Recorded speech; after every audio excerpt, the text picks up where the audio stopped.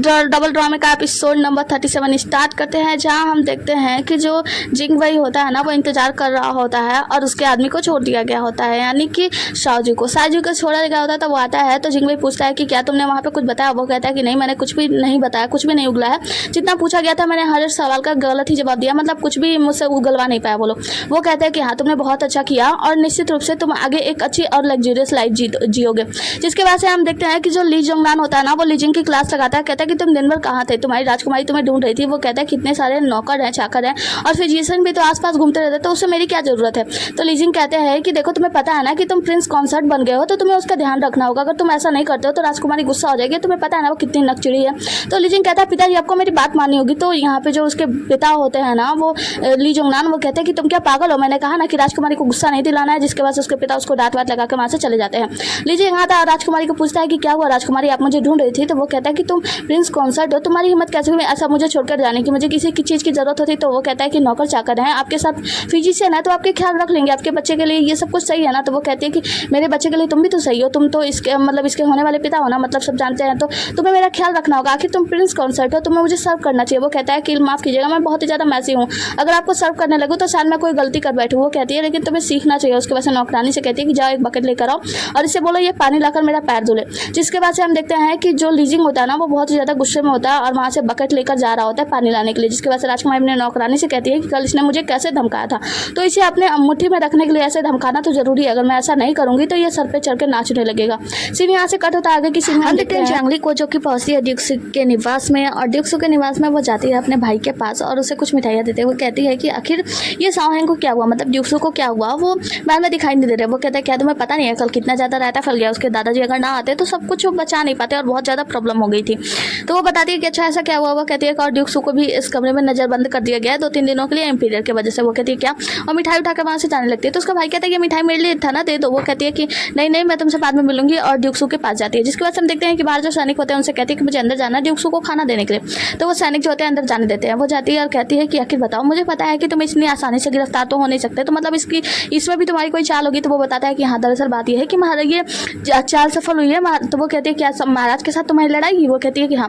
वो कहता है कि हाँ। तो वो कहते हैं कि कितने दिनों में तुम यहाँ से बाहर निकलने वाले हो। वो कहता है कि 2 दिन लगेंगे। वो कहते हैं 2 दिन बहुत ज़्यादा नहीं हो गया। तो ड्यूक्सू कहते हैं कि अरे 2 दिन में अगर मैं नहीं निकलूँ, अगर जल्दी निकल जाऊँ तो सबको पता चल जाएगा ना कि मैं कोई गेम खेल रहा हूँ, तो इसको सच्चाई साबित करने के लिए मुझे इतना तो करना ही चाहिए। जिसकी वजह से जियांगली कहती है ठीक है फिर तुम एंजॉय करो, मैं चलती हूँ। तो ड्यूक्सू कहता है मुझे खाना तो देते जाओ, ये तो मेरे लिए लाई थी ना। वो कहती है नहीं ये तुम्हारे लिए नहीं है, मेरे भाई के लिए है, मैं तुम्हारे लिए बाद में भिजवा दूंगी। और वहाँ से बाहर निकल जाती है। बाहर आती है तो हम देखते हैं कि यहाँ पे वेंजी लूजी होते हैं। तो लूजी से पूछती है कि आखिर ये सब क्या चल रहा है, मतलब शाओहेंग के साथ उसके दादाजी का रिश्ता क्यों खराब है। तो यहाँ पे जो वेंजी होता है ना वो मना करता है लूजी से कि तुम्हें कुछ भी नहीं बोलना है। तो लूजी कहता है कि वैसे मैडम को सब कुछ तो पता है हमारे बारे में और हमारे महाराज के बारे में, ड्यूक्सू के बारे में, तो हमें ये सब चीज़ें छिपानी नहीं चाहिए, ये सब छोटी मोटी चीज़ें। तो यहाँ पे वेंजी जो होता है वो मना करता है, लेकिन लूजी कहता है मैं बता देना चाहिए। तो फिर जो लूजी होता है वो बताने लगता है। वो कहता है कि दरअसल बात यह है ना कि जो ड्यूक्सू के पिताजी थे ना उनकी मृत्यु हो गई थी, बैटल ग्राउंड में गए थे लड़ाई के लिए। लेकिन वहाँ पे जब उन्हें मतलब शाओहेंग ने ये धीरे से सुन लिया था, मतलब हाँ शाओहेंग ने यानी ड्यूक्सू ने सब कुछ सुन लिया था उसके दादाजी से।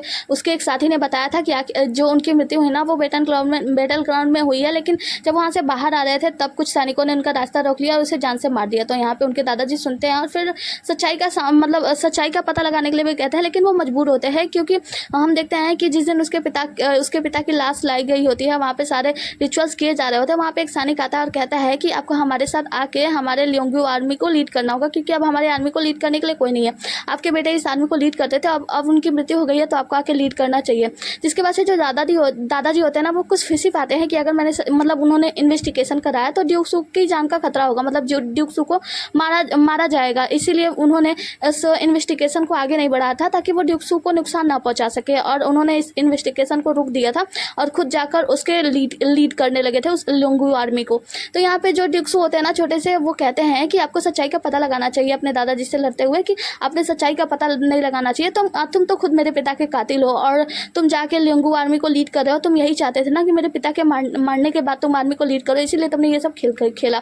जो दादाजी होते हैं ना उनका रिलेशन इसी के वजह से और मतलब ड्यूक्सू के साथ खराब हो गया है। तो जियांगली ये सब कुछ सुनती है और कहती है कि मुझे सीनियर शाओ से यानी ड्यूक्सू के दादाजी से बात करनी है। जिसके बाद से वो जाती है दादाजी से बात करने के लिए। दादाजी के पास पहुंचती है तो दादाजी जो होते हैं ना वो जियांगली को कहते हैं कि अंदर आ जाओ, तुम शाओहेंग के बारे में बात करने के लिए आई हो ना। और उसके लिए जो वाइन होता है वो सर्व करते हैं, मतलब वाइन निकाल रहे होते हैं। जिसकी वजह से जियांगली वहाँ पे सामान और और पेंटिंग्स को देखकर पूछ रही थी ये शाओहेंग ना छोटा सा बच्चा और ये उसकी माँ और पिताजी, तो वो बताते हैं कि हाँ शाओहेंग की माँ ना बहुत ही अच्छा संगीतकार थी, मतलब वो बहुत ही अच्छा संगीत करती थी, डांस वांस करती थी और उनके सभी सामानों को दिखाता है कि देखो ये ना उसके पिता इस्तेमाल किया करते थे जो कि आर्मर था, और ये जो पंखा था उसकी माँ इस्तेमाल किया करती थी, और ये जो खिलौना है ना वो शाओहेंग का फेवरेट खिलौना हुआ करता था। और यहाँ पे जियांगली वो सारी चीज़ों को उठा उठा कर देख रही होती है और कहती है कि आपने शाओहेंग के हर एक चीज़ को संभाल के रखा है, इसका मतलब यह है कि मुझे पता चल रहा है कि आप अपने दिल में शाओहेंग के लिए कितना सारा प्यार रखते हैं। तो मैं आपसे सच्चाई जानना चाहती हूँ पास्ट के बारे में। तो यहाँ पे ड्यूक्स मतलब जो दादाजी होते हैं वो कहते हैं कि किस हक से मैं तुम्हें सच्चाई बताऊँ। वो कहती है कि मैं शाओहेंग की लवर हूँ और शाओहेंग भी मेरा लवर है, मतलब वो भी मुझसे बहुत ज़्यादा प्यार करता है। जिसकी वजह से दादाजी हंसते हैं और कहते हैं कि तुम शाओहेंग से बिल्कुल अलग हो, तुम हो जो उसे संभाल सकती है। और कहते हैं कि अगर ऐसी बात है तो तुम ये एक काम करो, ये सच्चाई बच्चाई है ना ये सब तुम किसी और से पूछ लो, क्योंकि मैं नहीं बताना चाहता। वो कहती है कि कोई और तो बता देगा, लेकिन मैं चाहती हूँ मैं आपके मुंह से सच्चाई सुनूं। जिसके बाद सीन यहाँ से कट होता है और आगे की सीन में हम देखते हैं कि जो राजकुमारी होती है ना उसको ली जिंग खाना परोस रहा होता है, कभी कुछ कभी कुछ कभी कुछ। राजकुमारी जो होती है हर बार मना करती है, कहती है कि नहीं ये बहुत ही ज़्यादा ऑयली है, मैं नहीं खा सकती, ये मुझे देखकर उल्टी आ रही है, मैं नहीं खाऊंगी, ये बहुत ज़्यादा ठंडा है, ये बहुत ज़्यादा गर्म है, ऐसे बहुत सारे नखरे कर रही होती है। मुझे कोई फूड परोसता है तो वो कहती है कि क्या तुम पागल हो गए, तुम्हें पता है ना मैं प्रेग्नेंट हूँ और मैं इसे नहीं खा सकती। तो लीजिंग कहता है कोई बात नहीं मैं दूसरा देता हूँ। जिसकी वजह से राजकुमारी जो होती है वो चॉपस्टिक से खाना उठाकर लीजिंग को ही खिलाने लगती है और वहीं पे गिर जाता है और कहती है कि देखो ना मेरा हाथ इतना वीक हो गया कि मैं उठा भी नहीं पा रही हूँ और जो खाना मैं तुम्हें खिलाना चाहती थी वो तो वेस्ट ही हो जाएगा ना। जिसके वजह से लीजिंग होता है कि कहता है कोई बात नहीं मैं दूसरा दे देता हूँ। वो कहती है कि नहीं एक काम करो इसे उठाकर खाओ। वो कहती है कि क्या कह रही हो आप, तो वो कहता है कि हाँ, कहती है मैंने कहा ना इसे उठाकर खाओ। जिसके बाद से हम लीजिंग को देखते हैं वो खाना उठाता है और कहता है कि राजकुमारी आप राजकुमारी हो इसीलिए मैं आपका बहुत ज़्यादा रिस्पेक्ट करता हूँ। इसका मतलब ये नहीं कि मैं आपके सामने नील डाउन होकर आपसे माफ़ी मांगू, और उस खाने को खा लेता है। राजकुमारी उठती है और गुस्से में, तो वो कहता है कि देखो मैं तुम्हारा कोई यूरोंग नहीं हूँ जो तुम्हारी तरह कुत्ता बन के तुम्हारे सामने कुत्ता बन के रहूँगा। तुम कहोगी पूछ हिलाओ तो हिलाओ और तुम कहोगी भौंको तो भौंको, मैं ऐसा नहीं करूँगा। तो जिसके वजह से राजकुमारी को गुस्सा आता है, उसे एक थप्पड़ खींच के मारती है। वो कहती है कि तुम्हारी हिम्मत कैसी है ऐसा बात करने की। वो कहता है ठीक है अगर ऐसी बात है ना तो जाओ अपने यूरोंग को ढूंढ लो, और गुस्सा करके वहाँ से लीजिंग चला जाता है। जिसके बाद से राजकुमारी को बहुत ज़्यादा गुस्सा आता है, वो सारा खाना वहीं पे गिरा देती है और उनके पेट में जोर से दर्द होने लगता है, वो चिल्लाने लगती है। आगे का सीन में हम जियांगली को देखते हैं जो कि एक लेडी के साथ दोबारा से शाओहेंग यानी ड्यूक्सू से मिलने के लिए आती है। बाहर सैनिकों से कहती है कि हमें अंदर जाना है खाना देने के लिए। तो यहाँ पे सैनिक कहते हैं लेकिन ये महिला वो कहते हैं कि वो ड्यूक्सू के करीबी रिश्तेदार हैं, बहुत दूर से आई हैं और बस वो आज यहाँ पे रहने वाली हैं, तो उन्हें भी मिलने दीजिए क्योंकि आज ये चली जाएंगी, लास्ट मीट है। जिसकी वजह से जो सैनिक होते हैं वो तैयार नहीं होते, तो जियांगली उन्हें कुछ पैसे देती है और अंदर चली जाती है उस लेडी के साथ। जब वो अंदर जाती है तो शाओहेंग उन्हें देखते ही पहचान जाता है और कहता है कि दाई माँ आप यहाँ पे। तो वो रोने लगती है और कहती है कि क्या तुमने मुझे पहचान लिया, तुम काफ़ी बड़े हो गए हो शाओहेंग।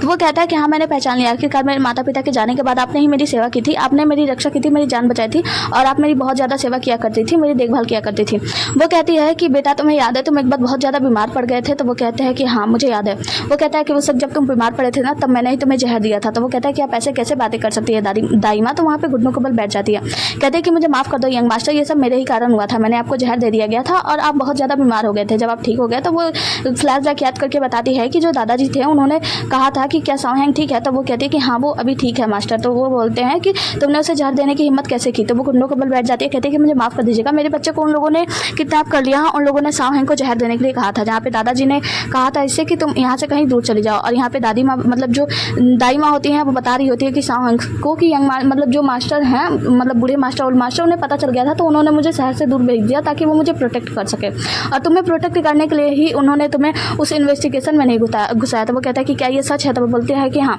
तुम्हारे माता पिता के मौत का इन्वेस्टिगेशन वो हमेशा मतलब तुम्हारे पिता के मौत का इन्वेस्टिगेशन वो शुरू से ही कर रहे थे, लेकिन वो नहीं चाहते थे कि तुम्हें इसके आड़े लाएं।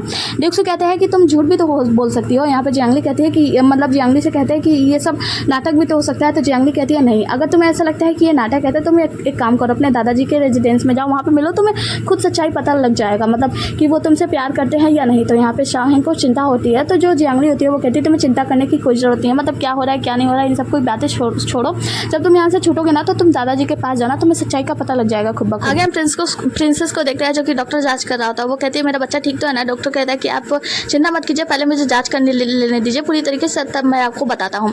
हम बाहर देखते हैं कि जो लीजिंग होता है वो चारों तरफ टहल रहा था कि राजकुमारी को और उसके बच्चे को कुछ ना हो। यहीं पे हम देखते हैं कि और जो ली जोंगनान होता है वो आता है, डॉक्टर आता है तो ली जोंगनान से बचाता है कि दरअसल बात यह है कि प्रिंसेस का जो बच्चा है ना वो अब नहीं रहा, मतलब वो मर चुका है। वो कहता है कि अगर आप चाहें तो किसी और डॉक्टर को बुलाकर जांच करवा सकते हैं। तो ली जोंगनान कहता है कि आप बहुत अच्छे फिजिशियन हैं, मैं आपके अलावा किसी और डॉक्टर पर भरोसा नहीं कर सकता।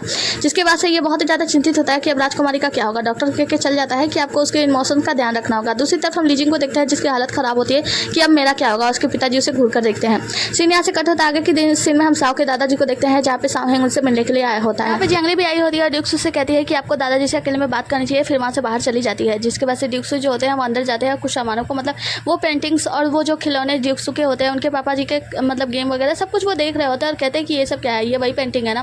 तो वो बताते हैं कि हाँ ये तुम्हारी माँ है, तुम्हारे पिताजी और तुम हो, और ये एक पेंटर ने बनाया था, ये मुझे पेंटिंग बहुत पसंद है इसलिए मैंने अभी तक इसे संभाल के रखा है। ड्यूक्सू कहते हैं कि इसे संभाल के रखने की क्या जरूरत है। वो कहते हैं क्योंकि ये सब ना मेरे लिए खजाने की तरह है जिसे संभाल के रखना मेरे लिए बहुत ज़्यादा ज़रूरी है। तो यहाँ पे ड्यूक्सू कहते हैं कि खजाना आपके लिए ये सब खजाना होता तो आप अपने खजाने के लिए क्या कुछ नहीं करते, मतलब आपने अपने खजाने को बचाने के लिए मतलब बचाए हैं, लेकिन अपने बेटे मतलब वो भी तो आपके लिए खजाना के रूप में ही था, तो क्या आपने उसके बचाने के लिए कुछ किया? आपने इन्वेस्टिगेशन भी नहीं किया जब आपको पता चला कि उसकी मौत गलत तरीके से हुई है। यहाँ तक कि उसके साथ जो आदमी आया था आपके बेटे के बारे में सच्चाई बताने के लिए उसको भी मार दिया गया, आपने कुछ भी नहीं किया। तो यहाँ पे जो दादाजी होते हैं वो कहते हैं क्या तुम्हें सच्चाई पता है कि ये सब किसके वजह से हुआ था? ये सब लॉर्ड चैंग के वजह से। इसके बाद हमें एक फ्लैशबैक दिखाया जाता है जहाँ पे हमें पता चलता है कि जो लॉर्ड चैंग है ना वो साओ हैंग के पिताजी के शिष्य रह चुके हैं, और जो लॉर्ड चैंग है वो अभी लुंगू आर्मी के मतलब कमांडर है, और उन्होंने कमांडरी में ये काम किया है कि अपने सारे सैनिकों को यहाँ से लेकर दूसरे सिटी में जा रहे हैं रक्षा के लिए। तो यहाँ पे जो उसके पिताजी होते हैं ड्यूक्सू के, वो बताते हैं कि देखो अगर आप यहाँ पे चले जा रहे हो, आप यहाँ से चले जाओगे तो वेई के लोगों का क्या होगा? यहाँ के सभी लोगों को तो जान से मार दिया जाएगा और इन लोगों को लूट कर समाप्त कर दिया जाएगा। तो यहाँ पे जो लॉर्ड चैंग होते हैं वो कहते हैं कि मैं कमांडर हूँ लुंगू आर्मी का, तो मैं जो चाहूँ वो कर सकता हूँ। तो यहाँ पे ये कहते हैं कि आप कमांडर हो, इसका मतलब ये तो नहीं है ना कि आप अपने ही लोगों को मरने के लिए छोड़ दो, आप एक यहाँ से दूसरे राज्य में जा रहे हो, वहाँ के लोगों को बचाओगे, लेकिन इन लोगों को क्या होगा? तो वो कहते हैं कमांडर कि ठीक है अगर तुम्हें यहाँ पे बचाना है तो यहाँ पे रह के इन लोगों की रक्षा करो, मैं तो यहाँ से जा रहा हूँ। जिसके बाद से हम देखते हैं कि जो लॉर्ड चैंग होते हैं वहाँ से सैनिकों को अपने लेकर चले जाते हैं। लुंगू आर्मी के सिर्फ 100 मतलब 200 सैनिक यहाँ पे बचे होते हैं। यहाँ पे इनके साओ हैंग के पिताजी होते हैं और कहते हैं कि मैं यहाँ से नहीं जा सकता क्योंकि फिर वेई के लोगों का क्या होगा? वेई के सभी लोगों की समाप्ति हो जाएगी। एक सैनिक आकर बताता है कि यहाँ से जो लॉर्ड चैंग थे वो अपने साथ सभी सैनिकों को लेकर जा चुके हैं 200 आर्मी को छोड़कर। जिसके बाद से वो कहता है कि ठीक है फिर एक काम करो, 150 आर्मियों को यहाँ पे लगा दो कि वो वेई के लोगों की रक्षा करे, और ये 50 लोगों को लेकर चले जाते हैं लड़ाई लड़ने के लिए। जब ये बाहर बैटल ग्राउंड में लड़ाई लड़ रहे होते हैं तो यहाँ पे और भी बहुत सारे सैनिक आ जाते हैं। जिसके बाद से इनका जो सैनिक होता है वो बताता है कि अब हमें यहाँ से भागना होगा। साओ हैंग के पिताजी को कहता है कि यहाँ पे देखिए बहुत सारी आर्मी आ गई है। तो वो कहते हैं कि अगर हम लोग यहाँ से भागे तो ये सारे सैनिक जाकर वेई के जो लोग हैं उन सभी लोगों को मार देंगे, तो हमें यहाँ पे रुकना होगा और देखभाल करना होगा, मतलब यहाँ पे रुक के लड़ाई संभालना होगा, भले हमारी मौत क्यों ना हो जाए, लेकिन हम निर्दोष लोगों को कुछ भी नहीं होने दे सकते। जिसके बाद से अपने एक सैनिक को जिसका नाम फेंग वेई होता है, फेंग वेई से कहते हैं कि तुम एक काम करो यहाँ से जाओ और सीनियर साओ से यानी मेरे पिताजी से जाकर कहना कि हम जितने भी 200 आर्मी हैं, हमारे जितने 100-200 आर्मी हैं उन सभी के नाम सबसे बताना और बताना कि वो हम लोगों के लिए न्याय लें, मतलब हम लोगों को जानबूझ के इसमें ढकेला गया है, ये सारी मतलब सच्चाई जाकर बता देना। जिसके बाद से वो आदमी होता है वो कहता है कि मैं आपको नहीं छोड़कर जा सकता, अगर आपको छोड़कर चला आऊँगा तो मैं वहाँ पे सबको क्या मुँह दिखाऊंगा। वो कहते हैं कि तुम्हें यहाँ से जाना होगा और ज़बरदस्ती उस आदमी को वहाँ से भेज दिया जाता है। जिसके बाद से हम देखते हैं कि ये कहते हैं अपने आदमियों से कि अब हम लोगों को यहाँ पे मौत तक लड़ना है, चाहे हमें मौत क्यों ना आ जाए, लेकिन हमें डरना नहीं है, और उन सैनिकों से भिड़ जाते हैं और उसी लड़ाई में उनकी मौत हो जाती है। हम देखते हैं फेंग वेई जो होता है वो उनके पिताजी के पास आता है यानी सीनियर साओ के पास, उनसे बताता है। तो यहाँ पे दादाजी जो होते हैं वो साओ हैंग से सच्चाई बता रहे होते हैं। तो साओ हैंग कहता है कि जब आपको सच्चाई मालूम थी तो आपने पूरी अच्छी तरीके से इन्वेस्टिगेशन नहीं की, क्यों नहीं की? इन्वेस्टिगेशन करते तो सच्चाई का पता लग जाता और उन सभी लोगों को न्याय भी मिल जाता। तो यहाँ पे दादाजी कहते हैं कि देखो अगर मैं ये सब करता तो उस वक्त मुझे धमकाया गया था तुम्हें लेकर, अगर मैं ये सब कहता तो तुम्हारी जान को खतरा था, मैं तुम्हें नहीं खोना चाहता था, मैं अपने बेटे बहू को सबको खो चुका था, लेकिन अगर मैं तुम्हें खो देता तो मेरे पास रहता क्या, बचता क्या? तो मैं चाहता था कि मैं तुम्हें ना खोऊं। जिसके बाद से जो साओ हैंग होता है वो कहता है कि आपने क्या कर दिया, क्या आपको उन सभी लोगों का नाम याद है जिन लोगों ने उस समय लड़ाई लड़ी थी? तो वो कहता है कि हाँ मुझे उन सभी लोगों का नाम याद है। जिसके वजह से साओ हैंग यानी ड्यूक्सू जो होता है वो कहते हैं ठीक है फिर मुझे उन सभी लोगों का नाम दो, मैं सच्चाई का पता लगाऊंगा और उन सभी लोगों को न्याय दिलवाऊंगा। जिसके वजह से दादाजी कहते हैं कि क्या तुम पागल हो गए, अब ये सब क्यों कर रहे हो? तो वह कहता है कि जो जियांगली है वो अपने लिए न्याय ले सकती है और इतने सारे लोगों के लिए न्याय ला सकती है, तो क्या मैं एक मतलब औरत से भी गया गुजरा हूँ, मैं क्या न्याय नहीं ले सकता? मैं भी जियांगली की तरह न्याय लेकर आऊँगा। जिसके बाद से जो दादाजी होते हैं वो खुश हो जाते हैं, कहते हैं कि हाँ वैसे तुम्हें पता है कि तुम्हारी और जियांगली की जोड़ी बहुत ही ज़्यादा अच्छी है, वो लड़की तो बहुत ही ज़्यादा प्यारी है। जिसके बाद से ड्यूक्सू जो होते हैं वो कहते हैं कि बहुत हो चुका और वहाँ से जाने लगते हैं। फिर जाते जाते रुक जाते हैं और कहते हैं कि आप एक काम करो, ड्यूक निवास में चले आओ, क्योंकि मैं नहीं चाहता कि मैं यहाँ से आपके लाश को कलेक्ट करूँ। मुझे पता है कि जब मैं इस सब इन्वेस्टिगेशन करूँगा तो आपके ऊपर भी हमला हो सकता है, इसीलिए आपको ड्यूक निवास में आ जाना चाहिए, और वहाँ से चले जाते हैं। जिसके बाद से हम देखते हैं कि जो दादाजी होते हैं ना वो बहुत ही ज़्यादा खुश हो जाते हैं कि आखिरकार इन दोनों के बीच में जो गिले शिकवे थे वो सभी दूर हो गए हैं। आगे की सीन में हम देखते हैं कि सैंडोरन के पास एक आदमी आता है और एक जड़े लेकर आता है, मतलब कुछ मेडिसिन, और उनसे बताता है कि यह मेडिसिन पाया गया है और ये जो है ना ग्रेट जाओ के राज्य में ही मिलता है, और इस मेडिसिन के वजह से जब कोई इस मेडिसिन को कंज्यूम करता है तो वो 1 महीने का प्रेगनेंस दिखाता है, मतलब उनका जो नब्ज़ है ना वो प्रेगनेंसी की तरफ इशारा करता है। जिसके बाद से 1 महीने के बाद ही उनका क्या होता है, मिसकैरेज हो जाता है। ऐसा लगता है जैसे मिसकैरेज हो गया एट लास्ट। तो वो कहता है कि अच्छा, तो वो बताता है कि ग्रेट जाओ में मतलब जाओ सिटी में किसी ने इसे खरीदा था, लेकिन अभी तक हम उसके बारे में पता नहीं लगा पाए हैं। तो ड्यूक से कहते हैं कि ठीक है, इसके बारे में जल्दी पता लगा कर बताना। जिसके बाद से हम ली जोंगनान को देखते हैं जो कि अपने बच्चे को एक थप्पड़ मारता है, मतलब ली जिंग को, और कहता है कि तुम्हारी हिम्मत कैसे हुई, मैंने तुमसे कहा था कि तुम राजकुमारी के साथ अच्छा से व्यवहार करना, लेकिन तुमने उसके साथ अच्छा व्यवहार नहीं किया, देखो उसका बच्चा भी मर गया, अब हम क्या करेंगे। तो यहाँ पे जो ली जिंग होता है वो कहता है कि पिताजी मैं उसके साथ हर तरीके से अच्छा व्यवहार करने की कोशिश कर रहा था, लेकिन वो तो मुझे अपना कुत्ता समझती है। वो ऐसा समझती है कि जैसे वो कहे मुझे भोंके तो मैं भोंकूं, क्या मैं भोंकता ना उसके कहने पे, क्या मैं उसका कुत्ता तो नहीं हूँ ना, मैं आपका बेटा हूँ, मैं ऐसा कैसे कर सकता हूँ। और वो बहुत ही ज़्यादा रो भी रहा होता है।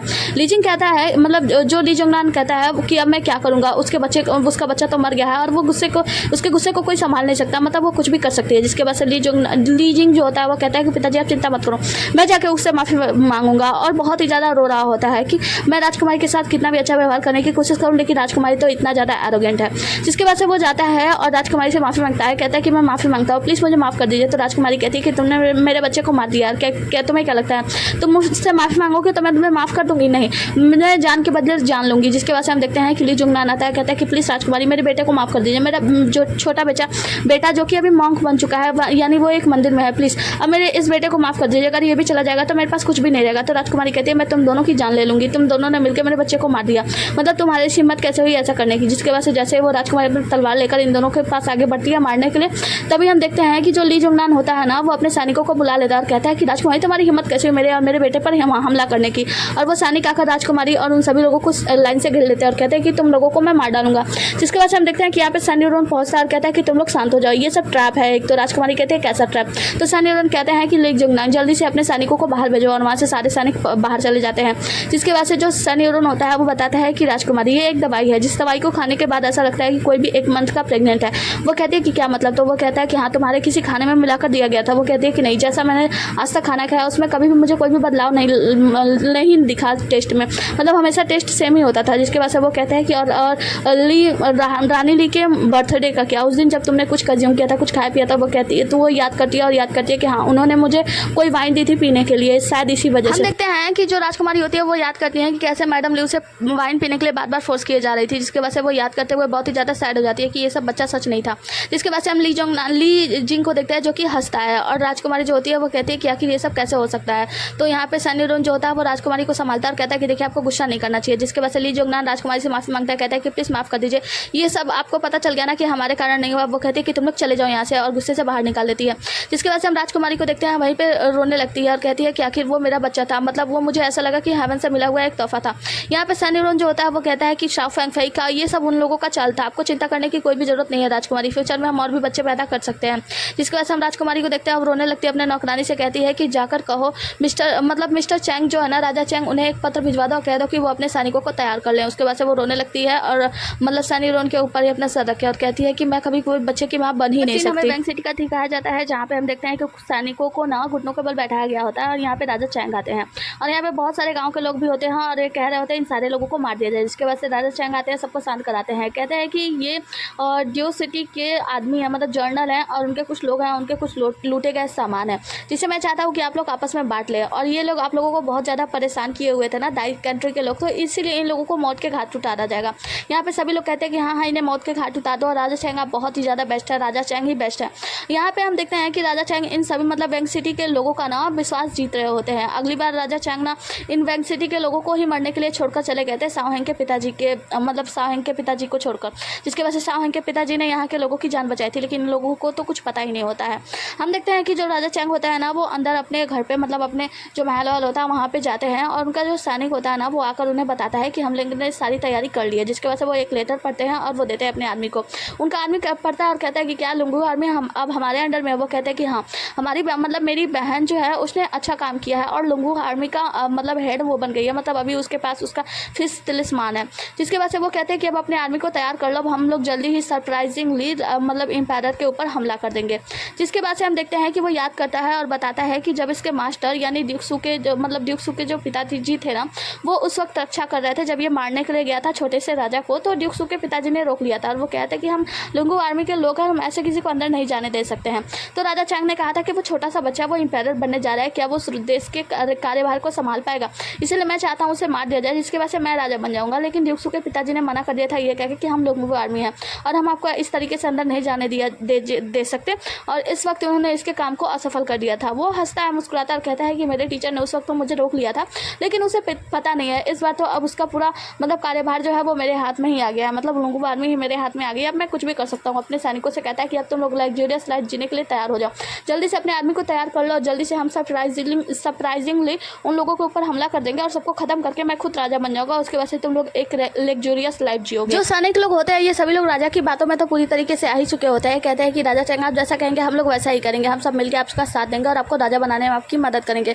राजा चैंग लंबी जीवन जिए और इसी के साथ ये सीन कट होता है। आगे की सीन में हम देखते हैं ड्यूक्सू के पास लूजी आता है और वो बताता है कि दरअसल बात यह है कि शन यूरोन जो है ना वो ली जोंगनान के रेजिडेंस में गए थे, जिसके बाद से उन्होंने वहाँ पे लेटर भिजवाई है चैंग के पास। तो वो कहते हैं कि इसका मतलब ये है कि उन्होंने अब सच्चाई का पता लगा लिया है कि उसे कुछ दवाई दी गई थी प्रेगनेंसी का, जिसकी वजह से वो कहता है कि अब प्लान को आगे बढ़ाने का समय आ गया है, जाकर बोलो सैनिकों को तैयार हो जाए, हम लोग भी अपनी तैयारी कर लेते हैं। जिसके बाद से हम जियांगली को देखते हैं जिसको दर्द हो रहा होता है। तो ड्यूक्सू कहते हैं कि अब बेमतलब का जब दवाई खाओगी तो ऐसा दर्द वर्द तो होगा ही ना। वो कहती है कि लेकिन सीटो ने कहा था कि मुझे कोई भी नुकसान नहीं होने वाला है, मतलब इसका कोई साइड इफेक्ट नहीं है। तो वो कहता है कि उसने कहा तुमने भरोसा कर लिया उसके दवाइयों का साइड इफेक्ट ना हो, ऐसा कैसे हो सकता है। जिसकी वजह से जियांगली कहती है कि तुम मेरी चिंता मत करो, सब कुछ ठीक हो जाएगा। वो कहते हैं कि देखो तुम्हें घर पे जाके आराम करना चाहिए और तुम याद रखना जियांग रेजिडेंस से तुम कहीं भी बाहर नहीं निकलोगी तब तक जब तक कोई इंपॉर्टेंट काम ना हो, और जब तुम बाहर निकलोगी तो तुम मेरे आदमी के साथ ही बाहर निकलना, उसे बुला लेना अगर कोई जरूरी काम हो तो। जिसके वजह से वो कहता है कि मैं सैनिकों से बात करूंगा कि वो तुम्हारे पिता और भाई की रक्षा करेंगे और तुम्हें चिंता करने की जरूरत नहीं होगी। जिसकी वजह से वो कहते हैं कि अब मुझे यहाँ से जाना होगा, मुझे बहुत जरूरी काम है, मतलब बहुत ज़्यादा समय भी लगने वाला है। जिसकी वजह से जियांगली कहती है कि देखो ड्यूक्सू आप कहीं भी जा रहे हैं मुझे इससे फ़र्क नहीं पड़ता, फ़र्क ये पड़ता है कि आपको मरना नहीं है। ड्यूक्सू कहते हैं कि हाँ तुम चिंता मत करो मेरी, मैं हमेशा से ठीक मतलब मैं ठीक रहूँगा, मैं अपनी रक्षा कर सकता हूँ मैं। तो वो कहती है जियांगली कि तुम्हें कुछ भी नहीं होना चाहिए और तुम मुझे याद रखना। जिसके बाद से ड्यूक्सू कहते हैं कि हाँ ठीक है मैं अपनी रक्षा करूँगा, और वो दोनों एक दूसरे को गले लग जाते हैं। इसी के साथ ये एपिसोड यहाँ पे खत्म हो जाता है। मिलते हैं अगले एपिसोड में, तब तक के लिए बने रहिए हमारे साथ। Tata bye bye, take care.